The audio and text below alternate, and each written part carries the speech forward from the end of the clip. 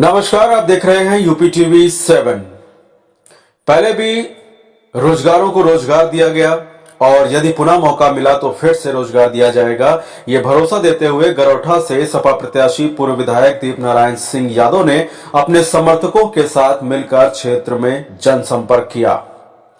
झांसी जिले के गरौठा विधानसभा से सपा प्रत्याशी दीप नारायण सिंह यादव ने आज अपने समर्थकों के साथ मिलकर ग्राम सिया, खरका, भौबई, बरगाएं, खंगार और गुरसराय के कटरा मोहल्ले में जनसंपर्क किया। जनसंपर्क के दौरान वो जनता को भरोसा दे रहे हैं कि इससे पहले भी जब सपा की सरकार थी तब युवाओं को रोजगार दिया गया था। इसके बाद भी यदि मौका मिला तो फिर से रोजगार दिया जाएगा। क्षेत्र में गली गली और मोहल्लों मोहल्लों में विकास कार्य कराए जाएंगे। किसानों को लाभ पहुंचाने के लिए योजनाएं चलाई जाएंगी, क्योंकि किसान हमारा अन्नदाता है। वह जनता से अपील करते हैं कि 20 फरवरी को साइकिल वाले खाने का बटन दबाकर सपा को जीत हासिल कराएं, इसे एक अच्छी सरकार बन सके। फिलहाल आप सुरक्षित रहिए और जुड़े रहिए यूपी टीवी 7 से। नमस्कार।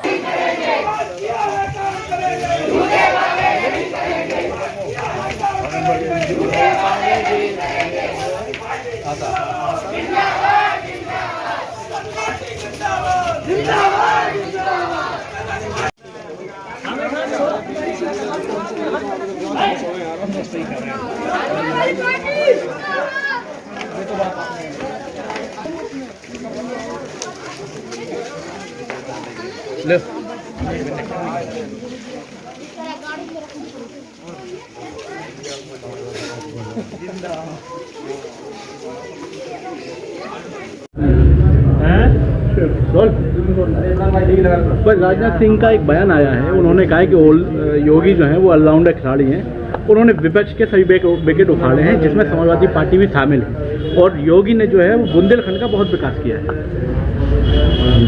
अभी पता चल जाएगा 1 महीने बाद कि उन्होंने कितने विकेट उखाड़े हैं या कितने उखड़वाए हैं अपने। उन्होंने पिछले 5 साल में कोई काम नहीं किया, और आज जो ये चुनाव भाजपा इस बार हारेगी, ये उन्हीं की वजह से हारेगी।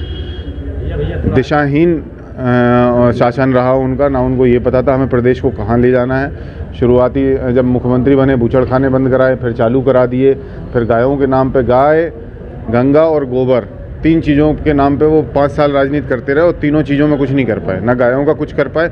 जितना पशु पिछले 5 साल में मरा है कभी नहीं मरा होगा उत्तर प्रदेश के इतिहास में। और गंगा को साफ करने में उनका मतलब, गंगा का अगर आप उन्हीं की मंत्रालय की अगर आप सर्वे देख लेंगे तो गंगा में गंदगी का प्रतिशत बढ़ा है, गंगा का TDS बढ़ा है, गंगा में जो टॉक्सिन्स थे वो बढ़े हैं। तो उन्होंने कहाँ सफाई कर पाई? तो वो सिर्फ और सिर्फ बातों से वो सोचते हैं कि हिंदुस्तान के आवाम को वो मूर्ख समझते हैं, और वो सोच रहे हैं वो फिर बना लेंगे।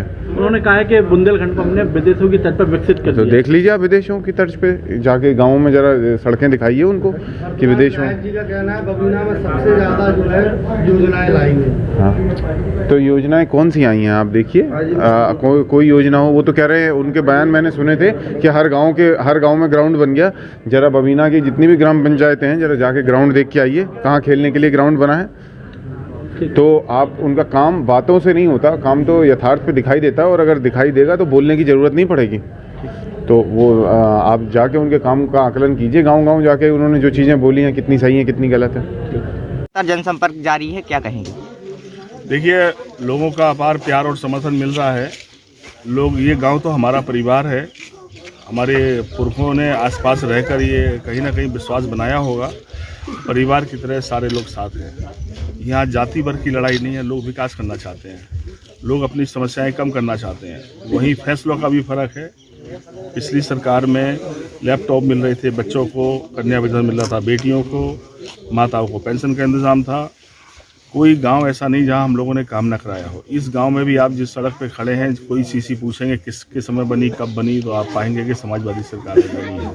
हम लोगों ने एक काम करने की कोशिश की, हेडपम्प लगाए, सब कुछ कर रहे थे। बांध लेकर हम लोग आए, करोड़ों की लागत से बांध बन रहा था। परीक्षा बांध 125 साल पुराना है। हम लोग चाहते थे जल्दी वो बांध बन जाए, क्योंकि यदि कभी परीक्षा बांध फट गया जो 100 साल 125 साल पुराना है, तो क्या भयावह स्थिति होगी, ये सोचा नहीं जा सकता। अखिलेश जी ने हमारी बात सुनी, 700 करोड़ रुपए खर्च करके बांध लगभग 70% बना पड़ा है। लेकिन जवाहर जी 5 साल से जांच के नाम पर रोके थे, सिर्फ इसलिए कि उसका श्रेय न मिल जाए। हालात बदले हैं, पूरे प्रदेश का माहौल आप देख रहे होंगे, अपार जन समर्थन एक साथ मिल रहा है। फ़र्क इतना है, लोगों के मनों में फ़र्क देखने को मिला है कि जहां अखिलेश जी सब वर्गों के लिए काम कर रहे थे, वहीं इस सरकार के अगर फैसले देखो, सारी योजनाएं बंद हैं। आज लैपटॉप योजना बंद है, बच्चों से लैपटॉप छीन लिए, कन्या विवाह बेटियों से छीन लिया, यहाँ तक कि 55 लाख माताओं से पेंशन छीन ली। 5 साल से पेंशन नहीं मिली है। ना लोहिया ग्राम बन रहे हैं, ना अम्बेडकर ग्राम बन रहे हैं, ना जयसवाल ग्राम बन रहे हैं। आखिर ये गरीबों का पैसा खर्च कहाँ कर रहे हैं? लोग ये ना जान जाएं कि इस पैसे से हमारी तरक्की हो सकती है, इसलिए जाति वर्ग की लड़ाई छेड़कर गरीबों के पैसे के साथ कहीं किसी उद्योगपति की जागीर में पहुंचाकर अपना ही साधने वाले लोगों के बीच लड़ाई है।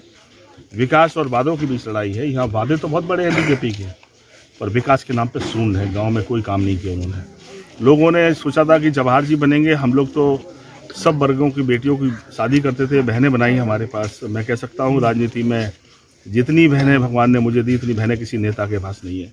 कोई बिरादरी नहीं है मेरी बहन ना हो।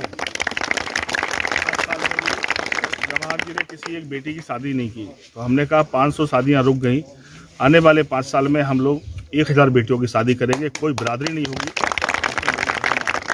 क्योंकि हमारे घर में, किसान के घर में, मजदूर घर में किसी घर कोई बेटी पैदा हो जाए, सपने तो उसके भी बड़े होते हैं कि मेरी शादी अच्छी करे। जब माँ बाप की गरीबी हालत देखती है वो बेटी, तो अपने सपने मार लेती है। मेरी कोशिश होगी जब तक मैं जिंदा हूँ उस बेटी के सपने को पूरा करने की कोशिश करूँगा। विधायक जी, ये जो अधूरा डैम पड़ा है, इसका भी चुनाव में असर देखने को मिलेगा क्या? बिल्कुल असर मिल रहा है। आप देख लो, किसी गांव में चले जाओ। हमने कहा कि पिछले 2 चुनाव का अगर बीजेपी का इतिहास देखो आप, अगर बीजेपी को पूरा सिनेरियो देखो आप पॉलिटिकल, पिछली बार वो 47 सीट पर थे, हम 225 पे थे। इस बार हम लोग 47 पर हैं, वो 325 पे हैं। ये तो जनता का प्यार समर्थन था। लोगों ने सोचा था अखिलेश जी से भी बेहतर काम करेंगे, पर ये कोई काम नहीं गिना पाए। अखिलेश जी के समय यदि ओले पड़ गए तो इतना मुआवजा मिला, इतना 70 साल में किसी ने नहीं दिया। ये सुनने वाले नहीं है। अगर अखिलेश जी के समय सूखा पड़ गया तो घर में गरीब के पैकेट पहुंचा है।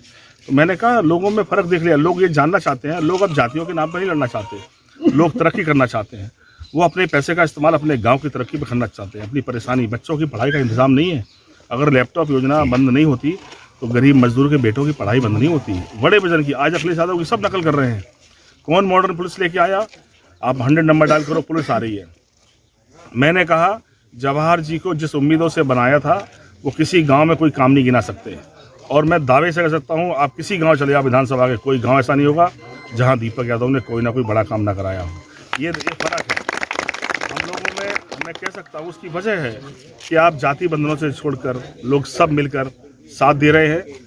और पूरे प्रदेश का जो माहौल है, उमड़ता जन सैलाब ये बता रहा है कि अब अखिलेश यादव को मुख्यमंत्री बनना है। युवाओं का भी समर्थन देखा जा रहा है आपके साथ, क्या कहेंगे उन युवाओं के लिए? मैंने युवाओं से कहा कि देखो अखिलेश यादव के समय विजन देखो, हम लोग लेके आए थे मैन्युफैक्चरिंग जोन, जिससे इंडस्ट्री ऐसी लगे जहाँ से लोगों को नौकरी मिले। इन्होंने नाम बदल के डिफेंस रोड कर दिया।